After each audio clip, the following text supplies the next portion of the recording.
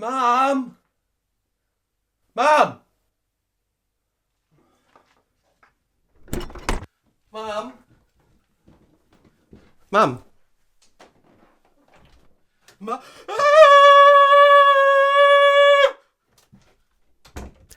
Hello, so I've got something very exciting, a new piece of equipment for the studio, and these are the long-awaited monitor upgrades.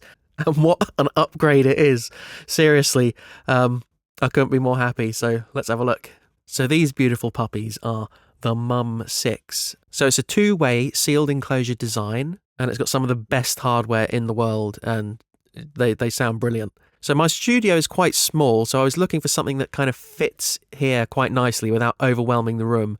And these kind of fit the bill. So present day production are Mark and James, who are a couple of audio engineers who have tons of experience. And I discovered them through their YouTube channel, which was Mark shoving a bunch of towels inside a box to make some ghetto acoustic panels. Obviously, I was hooked from that moment. So they got into Atmos mixing and found out that if they wanted to get some ATC monitors, they were looking at hundreds of thousands of pounds to get a 7.4.1 system, and it was just unfeasible. So they did what any sensible person would do and design and make their own speakers.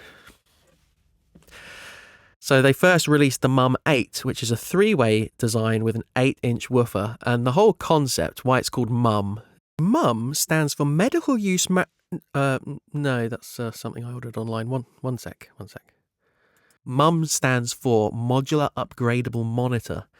So the whole idea is all the elements are swappable, and as technology improves and as your skills improve, the monitor improves with you. So for instance, on my speakers, I could change the tweeter to a beryllium, which is apparently even better than the silk dome tweeters that are there already. Or in the future, plans are underway to actually build a sub unit that will sit underneath these two-way monitors, effectively changing them into a three-way. So it's really quite cool. I don't think there's any other manufacturers that do anything quite like that.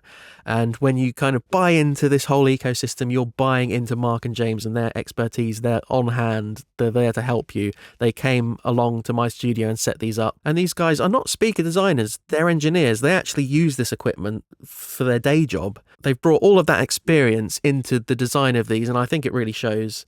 But enough waffling, let's talk about the MUM-6s. So they're incredibly well balanced.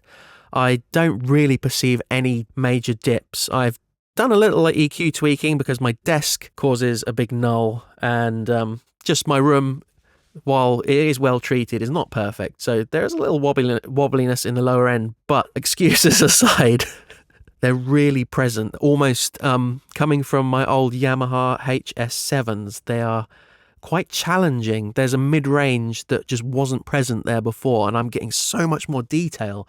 It's quite incredible, really, and I'm hearing new things that I've never heard before. I know everyone always says that when they review a new piece of equipment, but honestly, the Phantom Center is like you're having an actual speaker there. It's phenomenal, really. The bass extension goes down to about 35 hertz comfortably, nicely bassy. They're not super subby. You're not going to shake all the ornaments off the off the shelves, but they are plenty bassy, and for mixing purposes, they're great. And obviously, you can upgrade them. Imaging is pinpoint accurate. Say, for example, I'm mixing a hi-hat. I can pretty much position it exactly where I want it without any kind of nulls, and they appear to be wider than they are, particularly with ping pong delay and some reverbs. They're really wide. They go way beyond the speakers themselves. The kind of imaging and that it's almost like an audible density across the field, which I wasn't getting before. I was getting the Phantom Center, the left and right, and the kind of in-between bits were a bit weedy, and these just kind of fill up that gap really, really nicely, and it makes kind of mixing a real joy on them. I think one of the most impressive parts of this, though, is because it's a sealed enclosure and there's no ports, the time domain is astonishingly quick. So setting attack values for a kick drum, for instance, is so much easier now. When a sound ends, it ends on the speakers as well.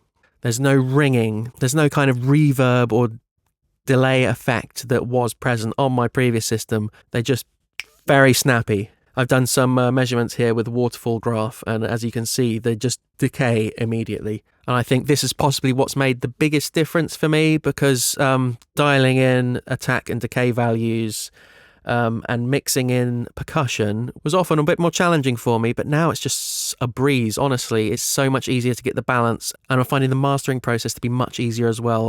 In terms of transparency, I'm getting things to be punchy and loud, but still crisp and clear. I'm not kind of knocking off all of those extra transients, which I was before. The balance is so much better.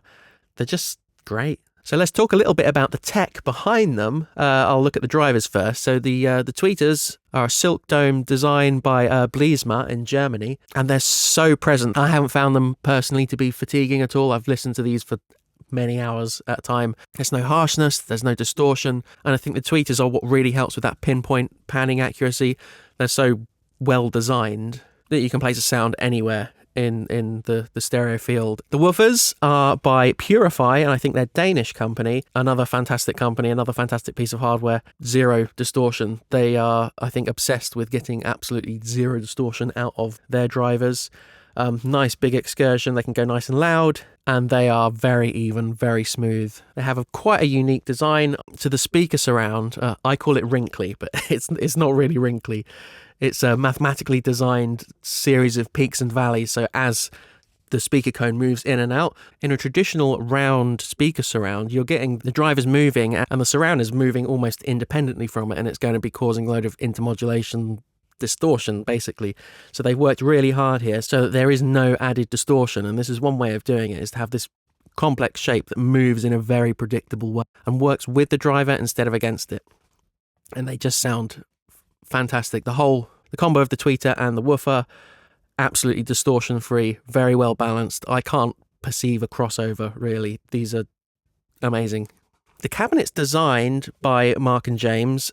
It's made of Valchromat. My ones are in a kind of concrete grey, and I think they look really nice. They take coloured lighting really well, and you can kind of get a real nice vibe in the room.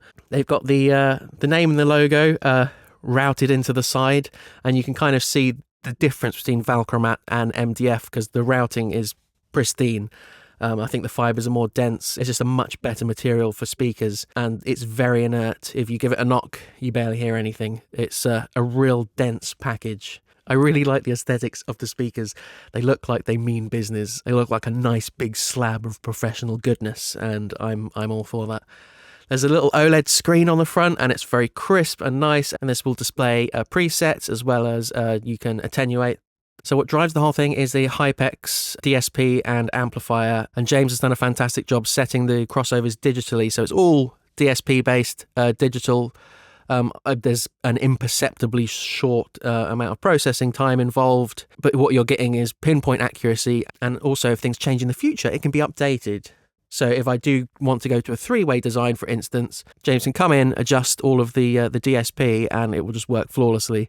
On that note, I've got everything hooked up with AES. So it's a digital signal going in, and it daisy chains between the thing, which I find really cool because I can hide away the cables. It looks really nice, and it's just really simple. And then obviously, if I expand later for the three-way system, the AES will let you daisy chain between those four, and it will just play the bits it needs to play. It's all very easy. You just plug and it does its thing, and you don't have to worry about it. Having a look at the I/O, you've got your traditional XLR, and you've got a few other digital inputs. There's Toslink and coax. Obviously, I'm using the AES, and they wake up and go to sleep when they detect a signal or detect there's no signal for a while, so they're very easy. They draw basically no current at all when they're in standby, so it makes everything a lot easier for me because I can just forget it and walk away, and I know they're going to turn off and save me a few pennies. Let's talk about my experience working with them. As you may or may not know, I'm a composer of royalty-free music, so I try to do everything to a budget and do the mixing and mastering here in-house, which is why I've invested in a well-treated room, so I got something I can trust. The last piece of the puzzle, I think, for me, was my monitoring. I have some very good headphones, but anyone who's worked on headphones for hours at a time, it gets annoying. It's a much nicer workflow working with real monitors in the room. So I can say making objective decisions on this system, on the MUM-6s, is just so much easier and quicker. You're getting instant feedback, especially frequency masking. I found balancing elements that were fighting for the same kind of frequency domain is so much easier. I can kind of notch little bits out and I can EQ, and it's almost like the EQ difference have been amplified versus what was before. Also, it's a bit like moving from these is like you had a compressor on the mix bus, you had a limiter on the mix bus, you had a little bit of reverb and some EQ on the mix bus, and it's like you've just turned all those off and you're hearing the music like it's being pumped directly into your brain without any additional crap, basically. And it just makes objective decisions so much easier. I've worked on sessions for 7 hours on these and I don't find them fatiguing at all. They're really quite pleasant to listen to. Obviously, they're challenging because my skill set was kind of limited by my previous monitor. So I've been going through improving my mixes, revisiting things, some brand new projects, and all of them have been so much easier to work with.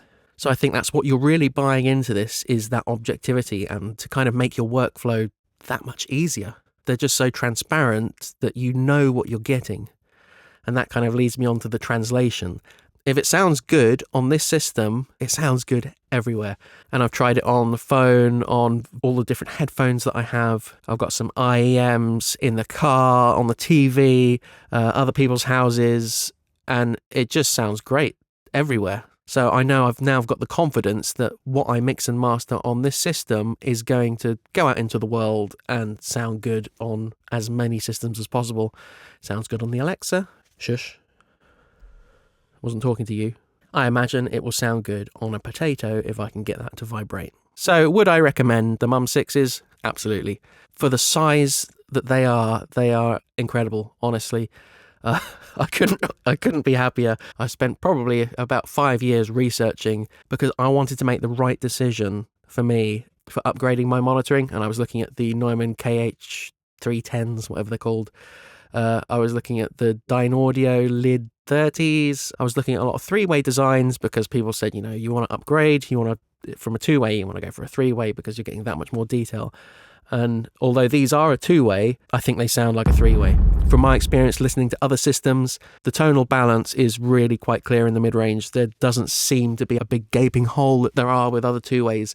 Honestly, they're a joy to work with, and I'm so impressed. So if you want to learn more, I would recommend, I'll leave a link to the Present Day Production YouTube channel and their website. Have a look. They have ambassadors who are other working musicians and engineers around the world who have these, and you can go in and have a listen for yourself. They need to be heard to be believed that they are phenomenally good. And this review really doesn't do them justice.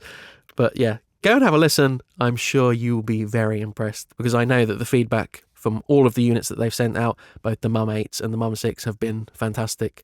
Everybody loves them. Everybody says it's the best thing they've ever heard. So you don't just have to believe me. Thank you very much for watching, and I wish you the best of luck on your musical and production journeys. Bye.